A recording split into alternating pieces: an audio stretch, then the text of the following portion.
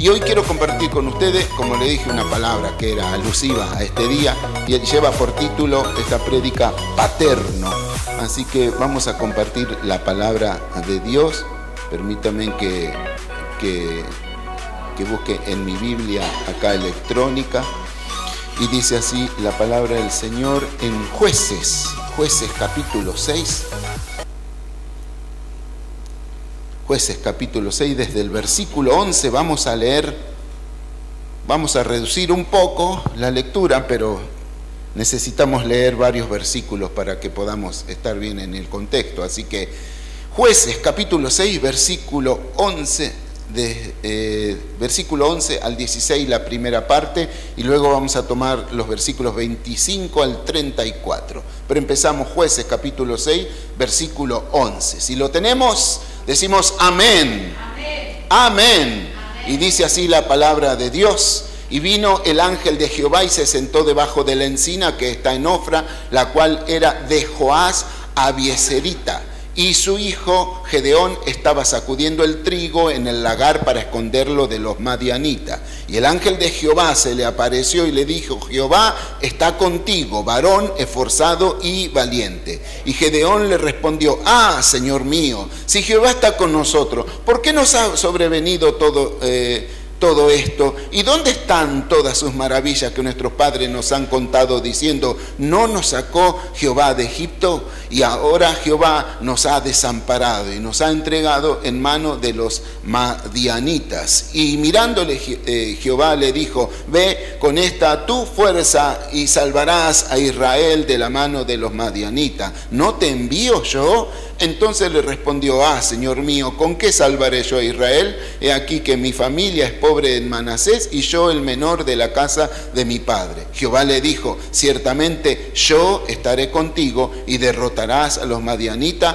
como a un solo hombre. Luego el versículo 25 dice así en adelante, 25. Aconteció que la misma noche le dijo Jehová: toma un toro del hato de tu padre, el segundo toro de 7 años, y derriba el altar de Baal que tu padre tiene, y corta también la imagen de acera que está junto a él, y edifica altar a Jehová tu Dios en la cumbre de ese peñasco, en lugar conveniente, y tomando el segundo toro, sacrifícalo en holocausto con la madera de la imagen de acera que habrás cortado. Entonces Gedeón tomó 10 hombres de su siervo e hizo como Jehová le dijo, mas temiendo hacerlo de día por la familia de su padre y por los hombres de la ciudad, lo hizo de noche. Por la mañana, cuando los de la ciudad se levantaron, he aquí que el altar de Baal estaba derribado y cortada la imagen de acera que estaba junto a él, y el segundo toro había sido ofrecido en holocausto sobre el altar edificado. Y se dijeron unos a otros: ¿quién ha hecho esto? Y buscando, inquiriendo, les dijeron: Gedeón, hijo de Joás, lo ha hecho. Entonces los hombres de la ciudad dijeron a Joás: saca a tu hijo para que muera, porque ha derribado el altar de Baal y ha cortado la imagen de acera que estaba junto a él. Y Joás respondió a todos los que estaban junto a él: ¿contendréis vosotros por Baal? ¿Defenderéis su causa? Cualquiera que contienda por él, que muera esta mañana. Y si es un Dios, contienda por sí mismo con el que derribó su altar. Aquel día Gedeón fue llamado Jerobaal, esto es, contienda Baal contra él, por cuanto derribó su altar. Pero todos los madianitas y amalecitas y los del oriente se juntaron a una, y pasando acamparon en el valle de Jezreel. Entonces el espíritu de Jehová vino sobre Gedeón, y cuando éste tocó el cuerno, los abieseritas se reunieron con él, y envió mensajeros por todo Manasés, y ellos también se juntaron con él. Asimismo envió mensaje a Asera, a los de Zabulón y Neftalí, los cuales salieron a encontrarle. Señor, qué bueno que eres tú. Nos has dejado tu palabra. Cuánta enseñanza, Señor, podemos tener sobre ella, Señor. Por eso pedimos que tu Espíritu Santo nos asista para poder entregar lo que tú tienes para nosotros, y que nosotros podamos recibir en nuestro corazón, no solamente ser oidores, sino hacedores de tu palabra. Señor, en esta hora estamos en tus manos y nos ponemos, Señor, en ti, para que tú, Señor, nos use Señor, para la gloria de tu nombre. Nuestros oídos están abiertos, nuestro corazón está receptivo, Señor, a lo que tú quieras entregarnos en esta mañana, por lo cual yo sé que tú vas a hacer cosas grandes en medio de nosotros, porque dice tu palabra que es bienaventurado aquel que lee y que oye tu palabra. Por eso desde ya te agradecemos por esa bienaventuranza. Hoy en este lugar la gloria, la honra y la alabanza es para ti, solo para ti, Señor, y para nadie más. Por eso a ti te la entregamos y a nadie más. A ti sea la gloria desde ahora y para siempre. En el nombre de Jesús oramos, amén y amén. Gloria a Dios, gloria al Señor. Compartimos entonces esta palabra paterno. Ahora, la definición de la Real Academia Española dice acerca de paternidad. Paternidad es relación jurídica que se establece entre las personas a quienes el derecho coloca en la condición de padre y madre y las que sitúa en la de los hijos. De manera que aquella realidad biológica es recogida por el ordenamiento, distribuyendo derechos y obligaciones entre ellos. Se entendió claramente, ¿no es cierto? Bueno, pero hay otra definición que es la que más me gusta, es más sencilla y es la que quiero compartir con ustedes. Paternidad. La paternidad es el estado o condición que le permite a un varón ser padre. ¿Sí? Es el estado o condición que le permite a un varón ser padre. Ahora, la palabra padre aparece en toda la Biblia. Y más en nuestro estudio está acerca de padre, lo que nosotros leemos tanto en el Antiguo como en el Nuevo Testamento. Pero ahora nosotros cuando leemos la palabra de padre, tanto como se escribió en su origen en el hebreo y luego también en el Nuevo Testamento, también en el griego, cuando nosotros leemos en el griego la palabra padre es pater. ¿Por qué? Pater significa iniciador, precursor, originador, primero, y esta es la palabra que más me gusta de esta definición de pater, fuente. Así que debemos ser fuente, como padres debemos ser fuente. Ahora en el hebreo, ¿sí? En el hebreo, que el arameo que hablaba Jesús, ¿no es cierto? La palabra padre en la Biblia es Abba, la que nosotros muchas veces escuchamos, hemos leído, y cual dice la palabra del Señor, que el Espíritu de Dios está en nosotros, y por lo cual nosotros podemos llamar a Dios Abba Padre, ¿no es cierto? Y esta palabra Abba, me gusta su significado. Significa en el hebreo, Abba significa íntimo, ¿sí? Íntimo. Y también dice el más familiar. ¿Cómo me gusta esto, no? El más familiar. Autoridad. También significa guía. Por eso es que la palabra Abba en el hebreo es una palabra muy cariñosa, una palabra muy tierna, porque es traducida al español nuestro que nosotros hablamos, la palabra Abba es la palabra que se usa domésticamente en la intimidad de la familia, en la cual los chicos le podían decir a su papá, no le decía che, pa, ni nada de eso, sino que le decían papito. Abba para nosotros es como nosotros podríamos decir la forma cariñosa, papito. O sea que es una palabra de cariño, pero se refiere, ¿sabe qué? También en otra definición, el más cercano. Y es el más cercano ¿a quién? El más cercano primero a la esposa y también el más cercano con los hijos. Qué lindo que es, ¿no es cierto? Abba, el más cercano que está en la familia. Ahora, hay algo que, hablando de esto, ¿por qué estoy hablando de esto? ¿Por qué comencé de esta manera? Porque es muy importante que nosotros entendamos, hermano, que la paternidad es fundamental en el diseño de Dios. Decimos que la paternidad es fundamental en el diseño de Dios, porque Dios puso a los padres, pero también a las madres, con esto de cargar la imagen y la semejanza de Dios para poder transmitirlo a los demás, transmitirlo en el mundo.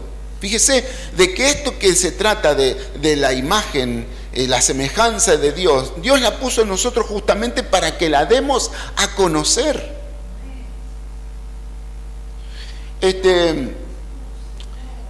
Y como decimos que es importante que nosotros podamos entender lo que es el concepto hebreo de la familia, por eso es que estamos hablando de estas palabras. Nosotros tenemos que entender este concepto que tenían allí, en aquel lugar y en aquella época, ¿no es cierto? El concepto hebreo de la familia. Ahora, porque el pensamiento en el que nosotros estamos, que vendría a ser el pensamiento occidental, el pensamiento occidental de esta parte que nosotros vivimos, a veces nos hace creer que padre, o sea, nosotros pensamos con nuestro pensamiento que padre es una cosa y madre es otra cosa. Pero cuando nosotros queremos entender el pensamiento con el pensamiento occidental nuestro, un concepto hebreo que es del Oriente Medio, entonces nos equivocamos. ¿Por qué? Y aquí es lo que nosotros tenemos que entender, hermano, porque cuando el concepto hebreo de la familia habla acerca del padre, está hablando acerca de los dos. Está hablando tanto del padre como también de la madre. Interesante que en este concepto hebreo, al decir padre, no se está refiriendo solamente al papá como varón, sino también se está refiriendo a la madre también.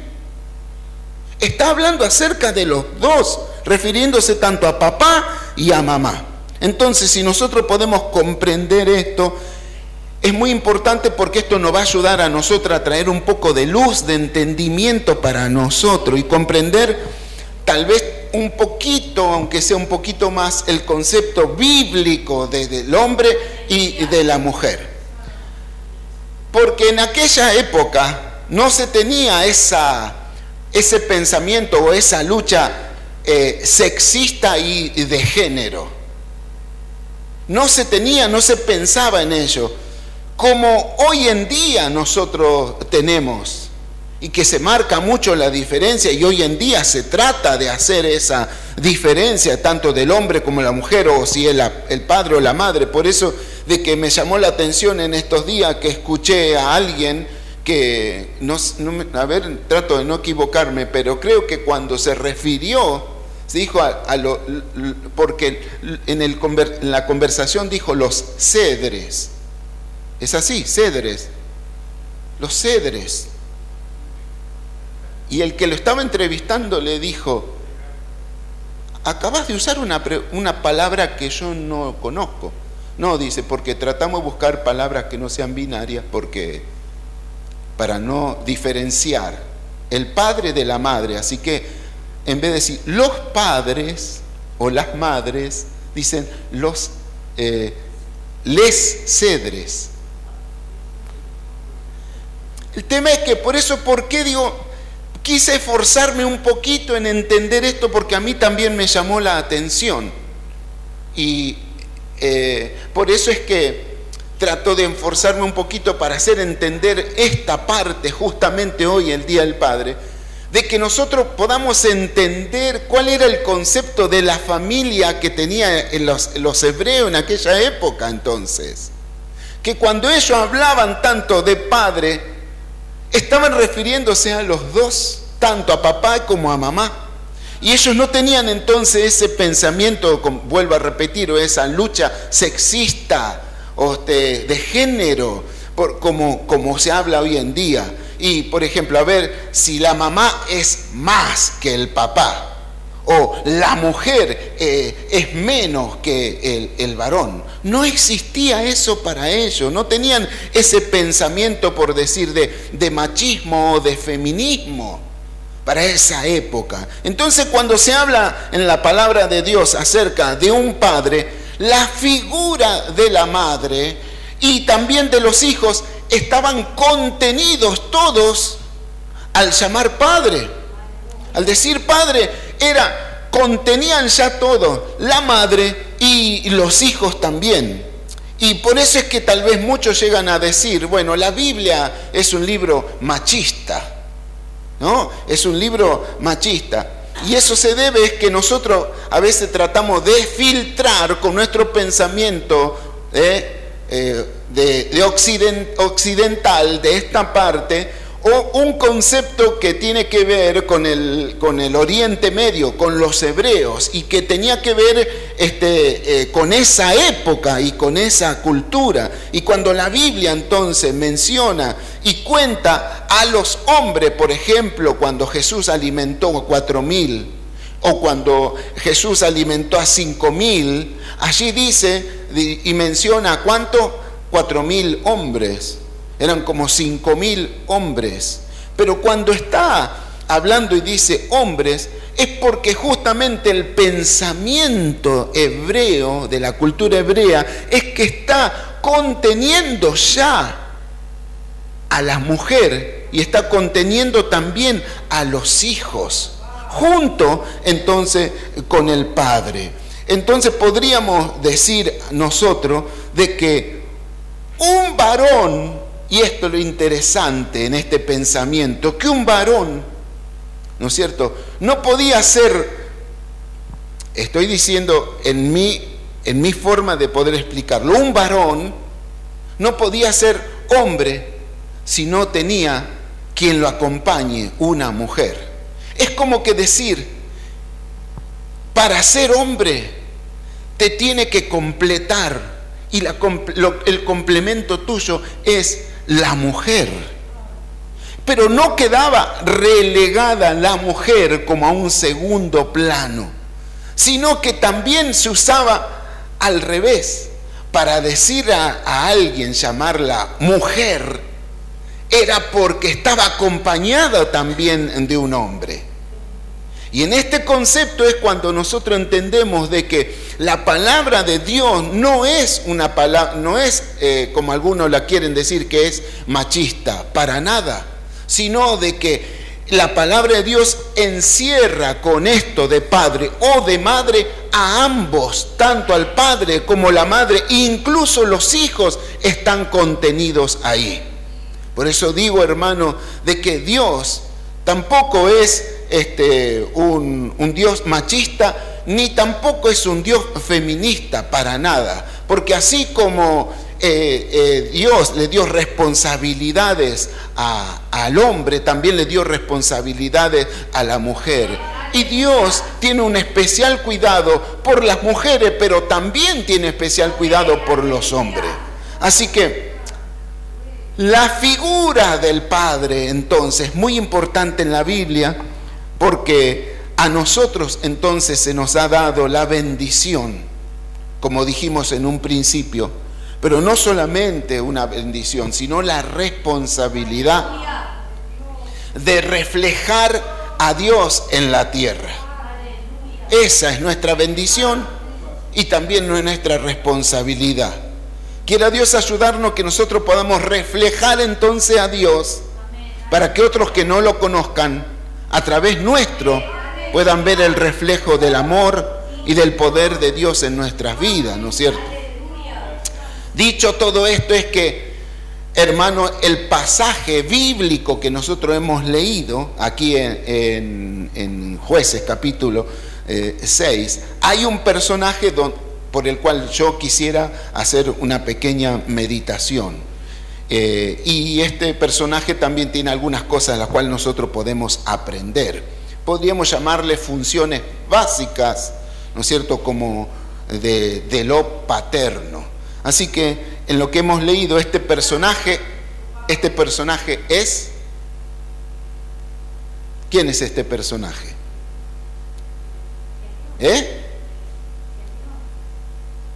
Bueno, este personaje es Joás. ¿Quién era Joás? El padre de Gedeón. Lo que está diciendo la palabra de Dios justamente cuando nosotros comenzamos a leer ahí en el versículo 11, dice quién es Joás. Joás dice que se sentó debajo de la encina el ángel de Jehová que está en Ofra, la cual era de Joás Abieserita, y su hijo Gedeón, o sea, Joás. Este es el personaje donde quiero meditar hoy. Joás era de la familia de Abieser, que pertenecían a la tribu de Manasés. Ese era el padre de Gedeón. Entre algunas cosas o funciones que nosotros podemos aprender es de que son las que nosotros, y nos enseña la palabra de Dios, tanto como el proveer, como el afirmar, como también el proteger, como también el enseñar. Así que aquí hay enseñanza para nosotros, para los varones, pero también enseñanza para las mujeres. Sí, sobre todo aquí a los varones dice que los varones tienen que ser los que proveen, no solamente lo material, sino que también tiene que proveer lo que no es material, lo inmaterial. Por ejemplo, lo material que sería todo, sería como comida, vestido, un lugar para vivir, casa. Pero lo inmaterial también es poder proveer para los hijos los principios, los valores también. Y también lo que un padre debe hacer es afirmar. ¿Afirmar qué?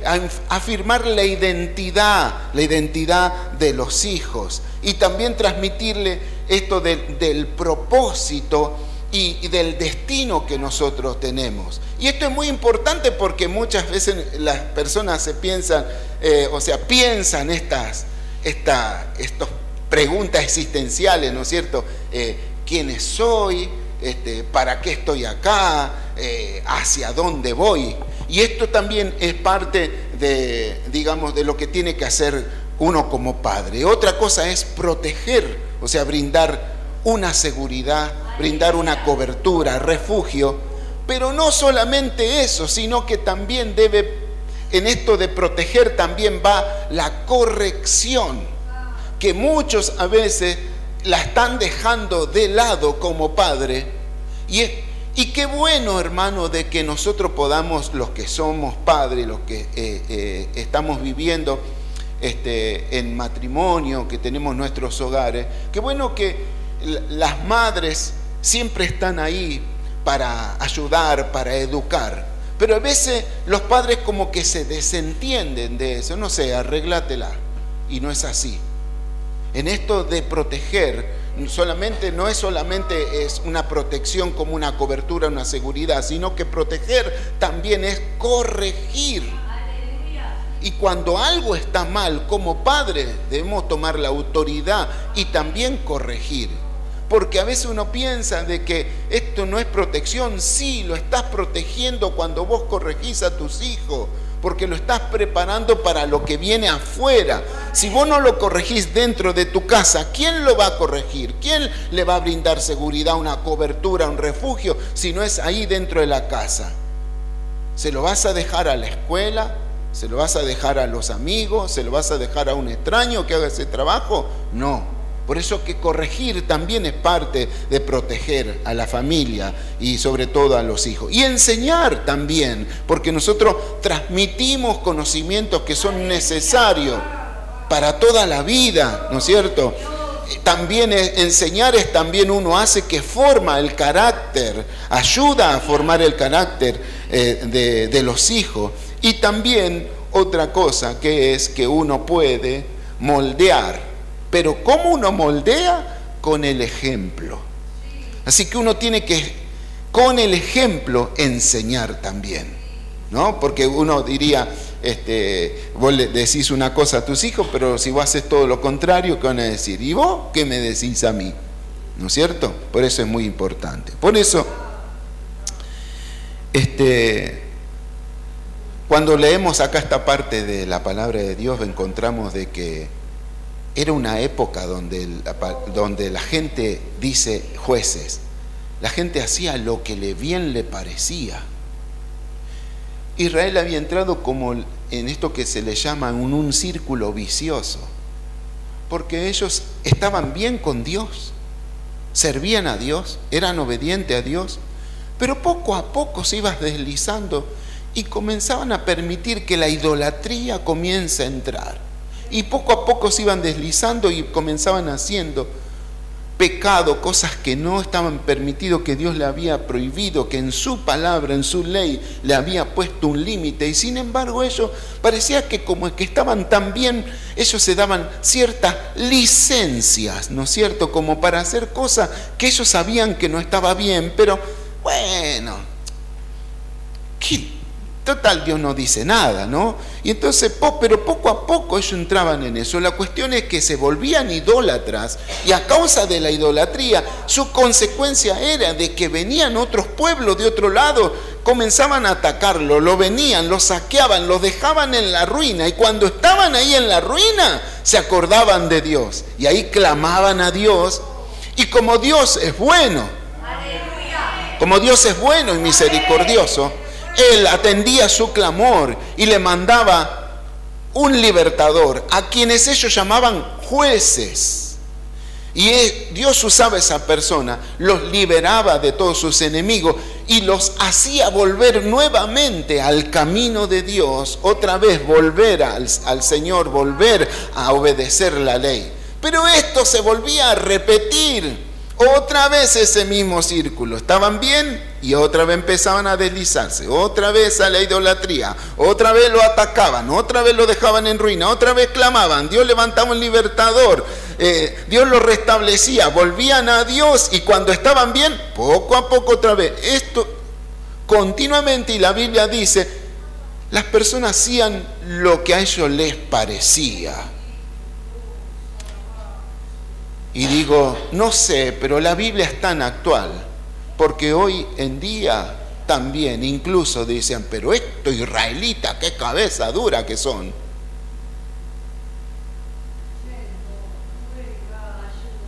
Pero si analizo bien, finalmente me encuentro como que eso es lo mismo que pasa ahora.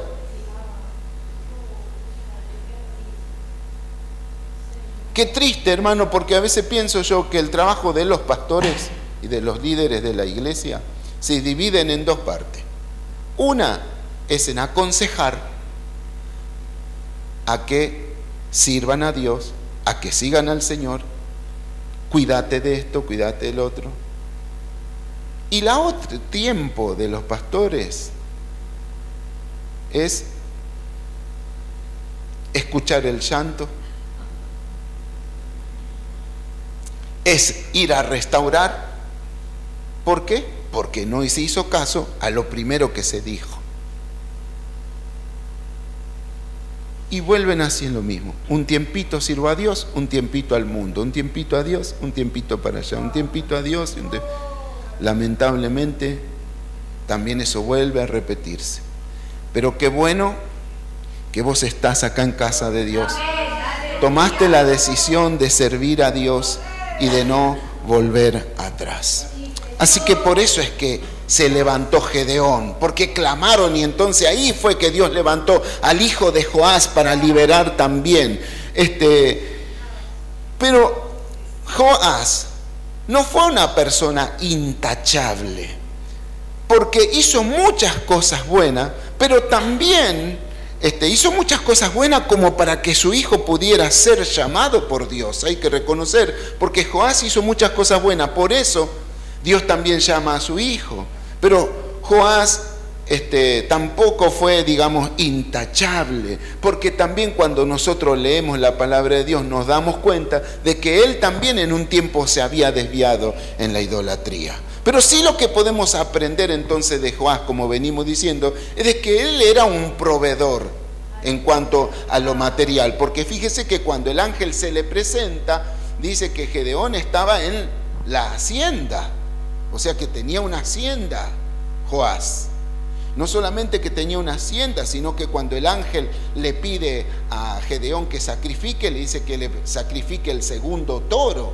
O sea, mínimo 2 toros tenía, ¿no es cierto? Y tal vez tenía más. Y si tenía un toro, generalmente tenían varias vacas, ¿no es cierto? O sea que tenía un ganado, ¿no es cierto? Tenía hacienda, ganado.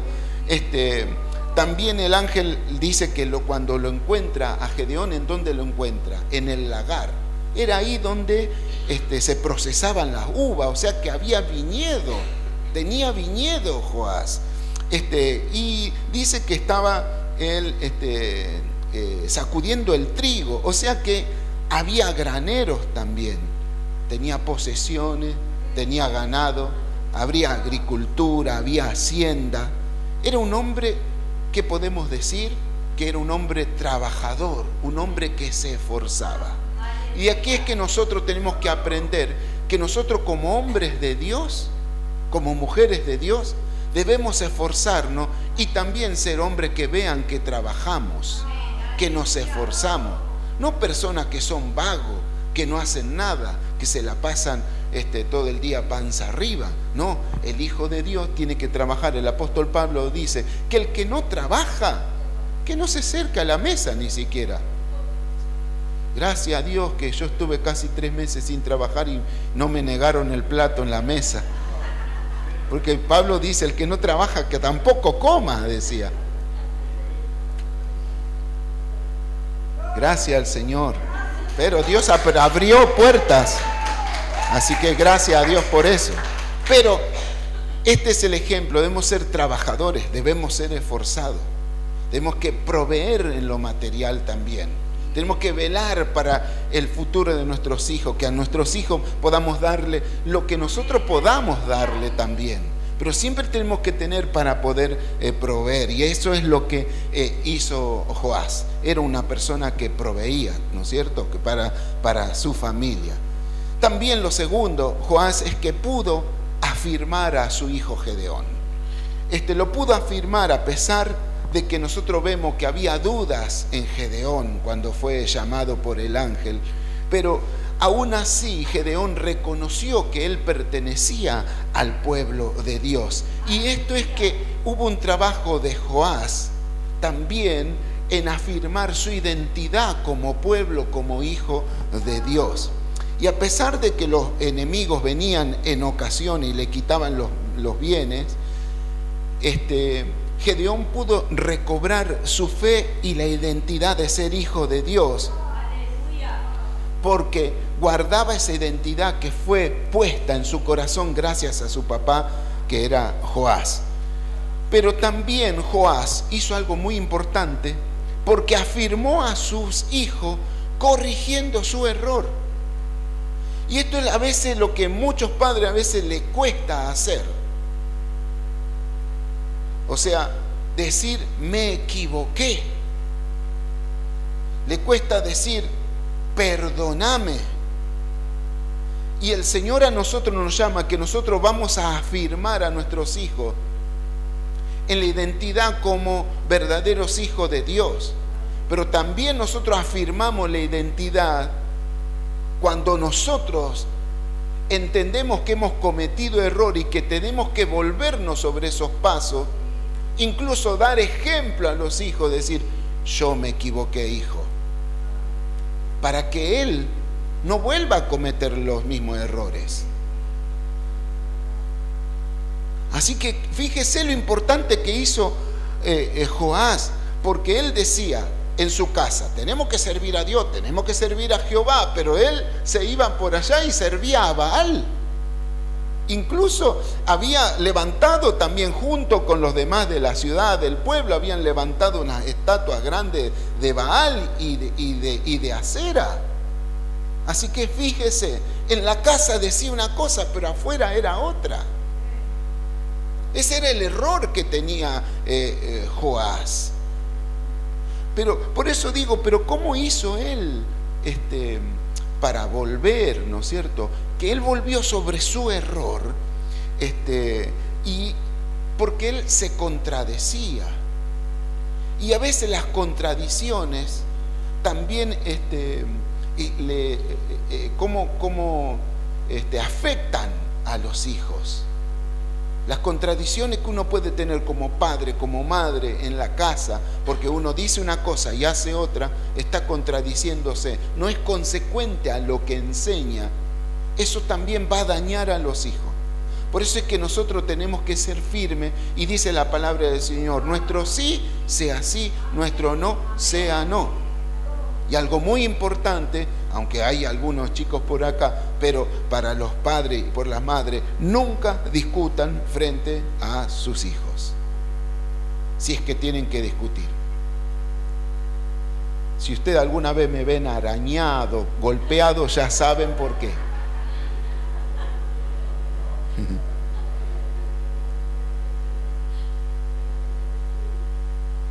Porque daña mucho el corazón de los niños, sobre todo cuando son niños. Porque lo que un niño quiere es que el padre ame a su mamá. Cuando un niño ve que el padre ama a su madre, ese niño tiene un corazón sano, una mente tranquila. Pero a veces los chicos andan con problemas. ¿Qué le estará pasando? ¿Qué le estará pasando? La pregunta será, ¿qué está pasando entre los dos, entre el padre y la madre? Porque a veces piensan de que los chicos no se dan cuenta, pero sí. Por eso es que estamos en el camino del Señor, porque el Señor nos enseña a vivir. Y dice, esposos, ustedes tienen que amar a su esposa. Así que debemos amarlo, ¿sí? Dice, ¿cómo corrigió entonces su error? Lo corrigió justamente con su hijo, porque cuando Gedeón derribó los altares, Joás no se puso en contra de él, sino que se puso al lado de él y lo respaldó, lo apoyó. Así que derribó los altares y hasta el mismo padre le ayudó luego también a hacer todo lo que tenía que hacer. Sacó lo que hizo entonces Joás, derribó toda contradicción que él hacía. Y por eso es que nosotros debemos derribar todos altares de contradicciones que podamos tener. Seamos claros, seamos de una sola pieza. No nos dividamos, sino que en Cristo nosotros tenemos que ser leales a Dios y leales a la familia. Y tenemos que nosotros afirmar el corazón de nuestros hijos. Algo más es que Joás también brindó protección a su familia, y algo que tenemos que hacer, porque él puso la cara para defender a su hijo, porque gracias a Dios que Dios le dio sabiduría y usó una inteligencia para poder defenderlo, y luego también él se unió al ejército junto con su hijo. Cuando derribó los altares Gedeón, los demás se enteraron y dijeron, ¿quién fue que hizo esto? Y todos estaban mirando por todos lados y dijo, vamos a buscar, y hasta que averiguaron, claro, enseguida dijeron, fue Gedeón, lo vieron. ¿Quién lo vio? Aquel, la chusma de allá enfrente, va. Siempre la mujer es la chusma, ¿no? El hombre no es. Pero siempre hay alguien que está ahí detrás de la ventana, vigilando, ¿no? Te ve, a alguien que te va a ver. Y lo mandaron al frente a Gedeón. Fue Gedeón. Y vinieron todos los de la ciudad, se juntaron y le dijeron, tu hijo fue el que derribó eso. Así que tráelo, sácalo para acá, y entrega a tu hijo, le dijo. Entrega a tu hijo. Pero ¿sabe qué, hermano? Joás, en vez de entregarlo, salió a defenderlo. ¿Sí? Él brindó protección. Entréganos a tu hijo, vinieron a decirle. Y Joás, como recibió esta estrategia de sabiduría, obró el Espíritu de Dios en él y le dijo, pero ¿tanto ustedes ahora van a salir a defender a Baal? Pero si acaso no es Dios, ¿por qué no se defiende él? Si es que es tan poderoso y como vos decís, que se defienda a él. ¿O qué? ¿Es necesario que lo defiendan? Se fueron todos con la vena así, enojado, y no le pudieron hacer nada. No le pudieron hacer nada. Así que Joás defendió a su hijo, porque le dijo: y si alguno quiere venir incluso a tocar a mi hijo, lo que le espera es la muerte.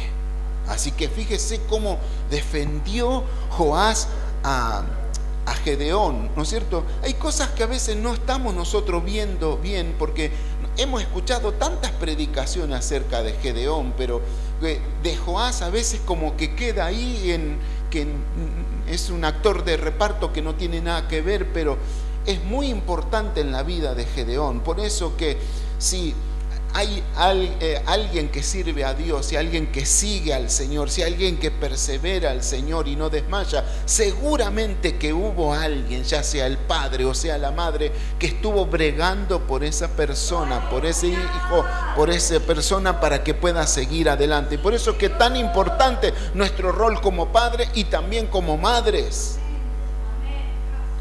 Así que muchas cosas estaban pasando entre la familia,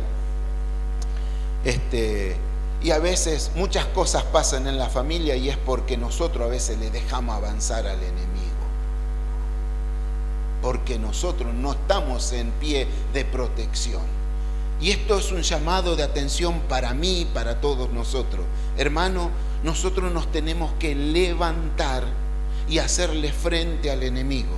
Porque el enemigo, así como hicieron con Joás, dijeron: entreganos a tu hijo. Y el que dijo: de acá te voy a entregar a mi hijo. Si te animás a pasar de acá, te voy a matar. Y nosotros, hermanos, tenemos que despertar, levantarnos y decir: diablo, vos estás queriendo venir a tomar a mi hijo, vos querés venir a tomar a mi descendencia, vos querés afectar a mi generación. Mañana lo vas a hacer, porque yo hoy me pongo en pie de guerra y voy a estar luchando, orando, me pongo en protección, para protección de mi familia. Es tiempo de luchar por la familia, es tiempo de luchar por los hijos.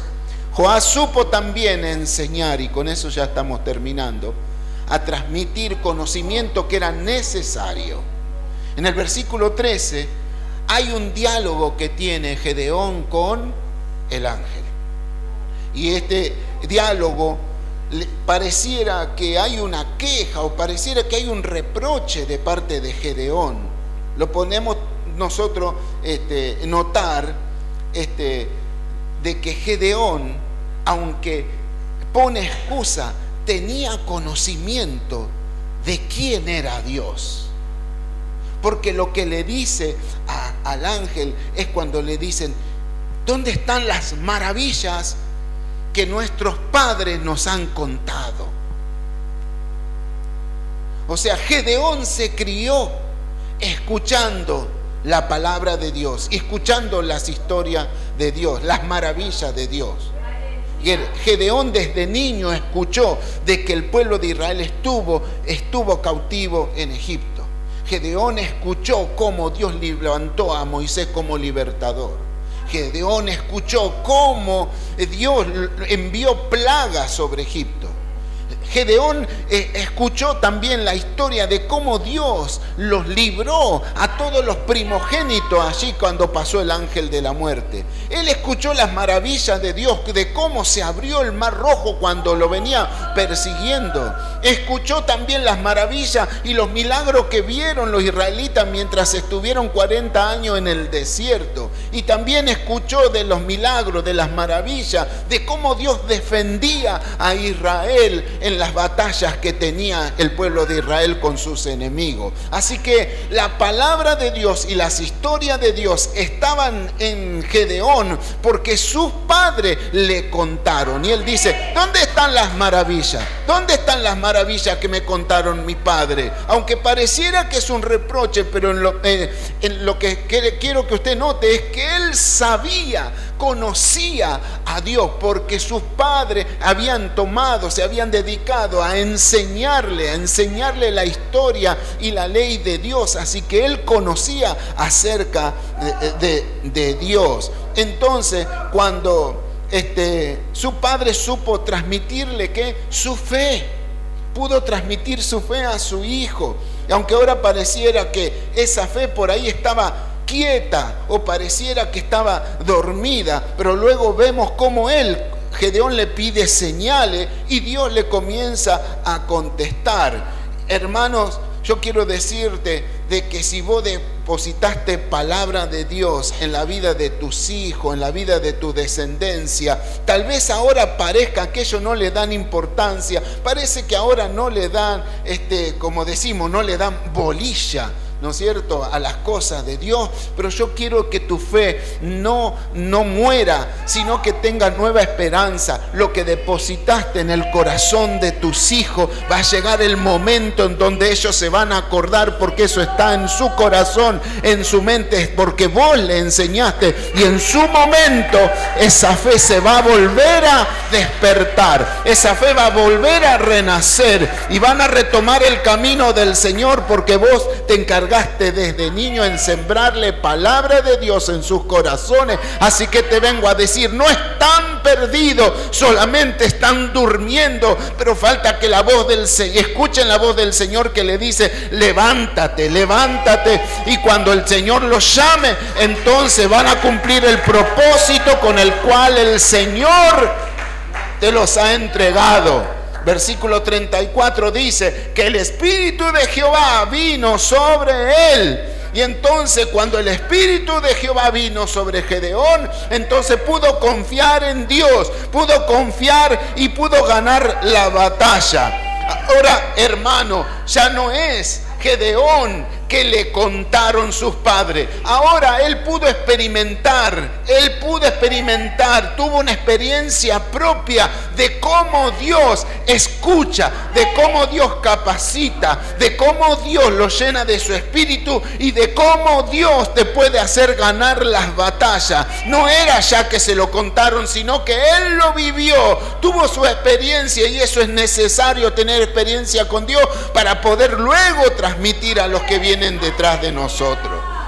Así que Dios no nos está pidiendo a nosotros. Y fíjense, todo esto lo que logró Joás, un padre que tal vez se equivocó, que cometió error y no fue el mejor.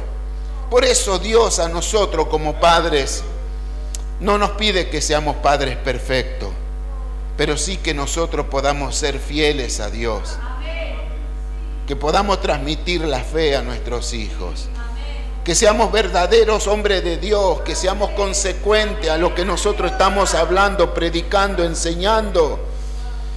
Porque es posible que hayan huérfanos en la vida, que nosotros nos encontremos esos huérfanos espirituales en la vida y que necesiten de un padre, de alguien que los lleve a su verdadero padre, a los brazos del Padre. Y tal vez ellos puedan ser impulsados por nuestro testimonio. Y Dios puede usarnos a todos nosotros. Dios puede usar a los varones. Dios puede usar a las mujeres. Aún no importa si hayamos errado, porque si nosotros corregimos los errores, nos volvemos a Dios, hermano, ¿quién nos puede acusar? La palabra del Señor dice, ¿quién puede acusar a los que Jesús ha limpiado y a los que Jesús ha perdonado? Si te has equivocado, si has caído, el Señor te puede restaurar y te puede volver a poner en sus planos originales. Así que, hermano, seamos fieles a Dios y el Señor se encargará de lo demás. Padre, te quiero agradecer por tu palabra, nuestras vidas, nuestros corazones. Gracias, Señor, por llenarnos, Señor, de tu palabra. Esta palabra, Señor, tanto la necesitaba yo como seguramente alguno de tus hijos, Señor. Tú, Señor amado, has tenido con cada uno un trato especial, yo lo sé. Que cada uno de nosotros hemos tomado la parte que nos corresponde, Señor, y a causa de tu palabra, yo sé que tú estás restaurando. Hay corazones que estaban heridos, pero que hoy son sanados a causa de esa palabra. Tú los estás sanando, tú lo estás curando. Hay heridas interiores, hay heridas internas, hay heridas en el corazón. En el nombre de Jesús, tu palabra ahora, Señor, está sanando, porque cuando escucharon tu palabra, tú los toques. Y yo creo que tu Espíritu Santo ya comenzó a hacer ese proceso de curación interna, de sanidad interior. Señor, gracias porque tú eres aquel que ha despejado dudas en este día. Gracias porque tú nos has dado entendimiento, sabiduría, Gracias porque incluso en esta palabra tú has contestado algunas preguntas, algunos interrogantes. Y no solamente eso, sino has traído respuesta a algunas oraciones. Señor, gracias por lo que tú haces con nosotros. Señor, la gloria es para ti. Para nosotros es tu misericordia, pero solo para ti es la gloria. Por eso a ti te exaltamos, te bendecimos y te damos muchas gracias. En el nombre de Jesús oramos. Amén y amén.